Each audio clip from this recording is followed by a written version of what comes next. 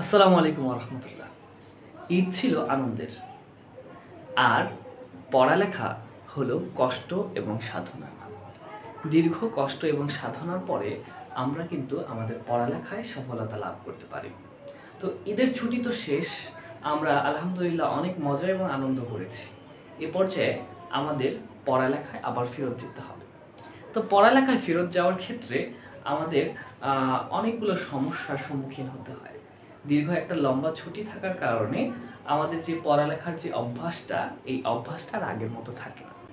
আমরা যারা স্টুডেন্ট রয়েছি তাদের ক্ষেত্রে দেখা যায় যে পড়ালেখার সেই অভ্যাসটা, সেই গতিটা আনতে যেমন কষ্ট হয়, ঠিক একইভাবে আমাদের গার্ডিয়ানদের, আমাদের অভিভাবকদের, অর্থাৎ বিশেষ করে আমাদের মা বাবাদের অনেক অনেক বেশি কষ্ট হয় আমাদেরকে বারবার বারবার সেই আগের পড়ালেখার গতিতে ফেরত আনার জন্য। তারা বারবার আমাদেরকে বলতে থাকে, তারপরও আসলে অনেক ছাত্রদের ক্ষেত্রে সেই গতিটা পাওয়া যায় না। এমনকি অনেক ছাত্রছাত্রী বলে বসে যে মাদ্রাসায় বা স্কুলে এসে যাবে না। যারা তোমরা স্টুডেন্ট রয়েছো তাদেরও যেমন পড়ালেখায় মন বসে না, স্কুল বা মাদ্রাসায় যেতে ইচ্ছে করে না, ঠিক একইভাবে আমাদের অভিভাবক যারা রয়েছে, আমাদের গার্ডিয়ান মা বাবা, তারাও আমাদেরকে বারবার বারবার পড়ালেখার তাগিদ দিতে থাকে। তারপরেও আমাদের পড়ালেখার যে আগের গতিটা, আগের যে ফ্লোটা ছিল, সেই আগের ফ্লো আর ধরে রাখা বা গেইন করা সম্ভব হয় না। তো এই সমস্যার সমাধান আমরা কিভাবে করব, সেই ব্যাপারে আজকে আমাদের পর্ব। তো এই সমস্যার সমাধানের জন্য আমাদের শিক্ষার্থীদের এবং আমাদের অভিভাবকদের উভয়েরই বেশ কিছু করণীয় রয়েছে। যদি আমরা এই কাজগুলো ঠিকমতো করতে পারি, তাহলে আশা করা যায় যে একজন শিক্ষার্থীর খুব সহজেই তার আগের যে গতি, সেই গতিতে আবার ফেরত আসতে পারবে। প্রথমেই আমাদের শিক্ষার্থীদের কি করণীয়? 1 নম্বরে হলো আমাদের বাস্তবতাকে মেনে নাও। ঈদ ছিল আমাদের খুশি এবং আনন্দের। আবার ঈদ যেমন আমাদের জীবনের একটা অংশ, ঠিক একইভাবে পড়ালেখা এটাও আমাদের জীবনের একটা অংশ। আজকে যদি আমরা ঠিকভাবে পড়ালেখা করতে পারি, তাহলে কিন্তু আমাদের পরবর্তী জীবনগুলো অনেক সুন্দর হবে। এবং আমরা যদি বেঁচে থাকি, তাহলে আমাদের সামনের ঈদগুলো আরও অনেক অনেক ভালো হবে ইনশাআল্লাহ। তো সেজন্য সবার আগে আমাদেরকে কী করতে হবে? বাস্তবতা মেনে নিতে হবে যে হ্যাঁ, আমরা অনেক দিন আনন্দ করেছি, এখন আমি আস্তে আস্তে আস্তে আস্তে আমি পড়ালেখার অভ্যাসটাকে আমার সে আগের জায়গায় নেওয়ার চেষ্টা করি। ঠিক আছে? এই যে বাস্তবতাকে মেনে নাও। আমাদের ছাত্রছাত্রীরা যদি এই বাস্তবতাকে মেনে নেয়, তাহলে কিন্তু তাদের জন্য সামনের যেই কষ্টটা আসবে, সেই কষ্টটাও সহজ হয়ে যাবে ইনশাআল্লাহ। অনেকটাই অনেকটাই সহজ হয়ে যাবে। এরপর 2 নম্বরে করণীয় হলো আমাদের কষ্ট হলেও আস্তে আস্তে শুরু করা। অর্থাৎ আমরা আমাদের চিন্তার দিক থেকে প্রথমে ঠিক করলাম যে হ্যাঁ, আমার পড়ালেখা আমার জীবনের একটা অংশ, এটা আমার করতে হবে। এটা যদি আমি করতে পারি, তাহলে আগামী যে ঈদগুলো আছে, আগামী যে খুশির দিনগুলো আছে, সেগুলো আমার অনেক অনেক বেশি ভালো কাটবে ইনশাআল্লাহ। তো এজন্য কষ্ট হলেও আস্তে আস্তে করে পড়ালেখা শুরু করতে হবে। তো শুরুতে আমরা ঈদের মধ্যে তো একটুও পড়াশোনা করিনি। এখন যেহেতু ছুটির আর বেশ কিছুদিন বাকি রয়েছে, তো সেই সময় আমরা কি করব? এই কয়েকটা দিনের মধ্যে 1 ঘন্টা 2 ঘন্টা করে আস্তে আস্তে পড়ার চেষ্টা করব। ঠিক আছে? তাহলে পড়ার চেষ্টা করলে কি হবে? প্রথম 2-1 দিন হয়তো আমার খুব একটা ভালো লাগবে না, কিন্তু এরপরে যখন আমি 2 ঘন্টা 1 ঘন্টা করে পড়ছি, এরপরে কিন্তু আমি আবার আরও কিছুটা সময় বাড়াতে পারবো পড়ার জন্য। তো সেক্ষেত্রে তখন যখন আমার স্কুল বা মাদ্রাসা খুলবে, তখন কিন্তু আমি মোটামুটি রেডি হয়ে যাব স্কুল বা মাদ্রাসার পড়ার জন্য। ঠিক আছে? ওকে। আর 3 নাম্বার কাজ হলো যে ছুটির সময় কিন্তু আমাদের অনেকগুলো বাড়ির কাজ দেওয়া থাকে। স্বভাবতই বিভিন্ন প্রতিষ্ঠান এই বাড়ির কাজগুলো দিয়ে থাকে। তো আমরা কি করব? যে আমাদের বাড়ির কাজগুলো কতটুকু আমরা করেছি ঈদের আগে এবং কতটুকু বাকি আছে সেই অনুযায়ী করার চেষ্টা করা। তাহলে কি হবে? যে আমার একটা টার্গেট থাকবে এবং সেই টার্গেটের পিছনে কাজ করতে করতে দেখব যে আমরা আমাদের অভ্যাসটা, আমাদের যে পড়ালেখার গতিটা, সেটা আবার আমরা গেইন করতে পেরেছি। ঠিক আছে?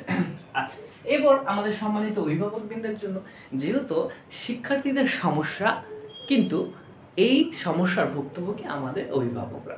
আমাদের অভিভাবকরা সব সময় আমাদেরকে পড়ালেখার জন্য তাগিদ দেয় এবং তারা চেষ্টা করে যে এই যে ছুটির পর যখন আমরা আবার মাদ্রাসায় যাব, স্কুলে যাব, তখন যেন আমরা আমাদের পড়ার গতিটা আবার ঠিক রাখতে পারি। এই জন্য তারা কিন্তু সবসময় আমাদেরকে পড়ালেখার তাগিদ দেয়। তো এখন এটা খুব ইম্পর্টেন্ট, এটা খুব গুরুত্বপূর্ণ। যদি আমরা ছুটি একদম শেষে গিয়ে অর্থাৎ যেই দিন স্কুল বা মাদ্রাসা খুলবে সেই দিন থেকেই যদি আমি শুরু করি তাহলে কিন্তু আমার যে পড়ালেখার গতিটা সেটা কিন্তু অর্জিত হবে না, অর্থাৎ শুরুতে একটা ধাক্কা খাবে। তো এই জন্য অভিভাবকবৃন্দের প্রতি আমার পরামর্শ হলো যে স্কুল বা মাদ্রাসার ছুটির কয়েকদিন আগে থাকতে আমার বাচ্চাদেরকে কি করব, আমরা বারবার পড়ালেখার তাগিদ দেব, এবং সে যেন ন্যূনতম একটা সময়, অর্থাৎ 2 ঘন্টা হোক, 3 ঘন্টা হোক বা 1 ঘন্টা হোক, সে যেন পড়ার টেবিলে বসে এবং তার বাড়ির কাজগুলো যেগুলো আছে সেগুলো আমরা স্মরণ করিয়ে দিব যে এগুলো তোমার বাড়ির কাজ আছে, ঠিক আছে?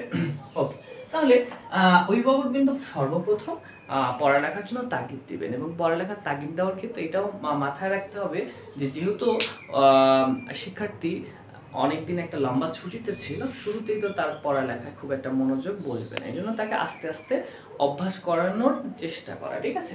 এরপরে আরেকটা বিষয় হলো যেটা আমি অলরেডি বলে ফেলেছি, যে আমরা যখন বেড়াতে যাই, আমরা অনেকে গ্রামের বাড়িতে বেড়াতে যাই, তো গ্রামের বাড়িতে বেড়াতে গেলে প্রতিষ্ঠান ছুটির ঠিক আগের দিন আমরা অনেকে আসি। তো সেই ক্ষেত্রে দেখা যায় প্রতিষ্ঠান ছুটির আগের দিন আসলে আমাদের যারা শিক্ষার্থী আছে তারা কিন্তু পড়ালেখার যে অভ্যস্ততা বা তার স্কুলের যে পরিবেশ, সেই পরিবেশে মানিয়ে নিতে পারবে না। তো এই জন্য আমাদের কি করতে হবে, অবশ্যই আমরা যারা গ্রামের বাড়িতে বেড়াতে গিয়েছি তারা যখন ফিরে আসবো অবশ্যই কমপক্ষে 2 দিন, অর্থাৎ স্কুল ছুটির আগে 2 দিন সময় নিয়ে আমরা কি করব, বাড়িতে ফিরবো। বাড়িতে ফিরলে তখন ও যে পড়ার যে পরিবেশ, সেই পরিবেশটার সাথেও আস্তে আস্তে মানিয়ে নিতে পারবে।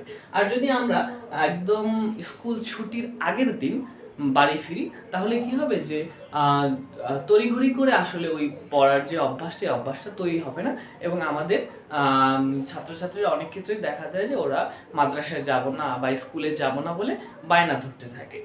এই জন্য অবশ্যই কমপক্ষে 2 দিন বা 3 দিন আগে গ্রামের বাড়ি থেকে ফেরা উচিত, ঠিক আছে? এই বিষয়টা মাথায় রাখলে আশা করি যে পড়ালেখার গতির যে সমস্যাটা, এই সমস্যাটা সমাধান হবে।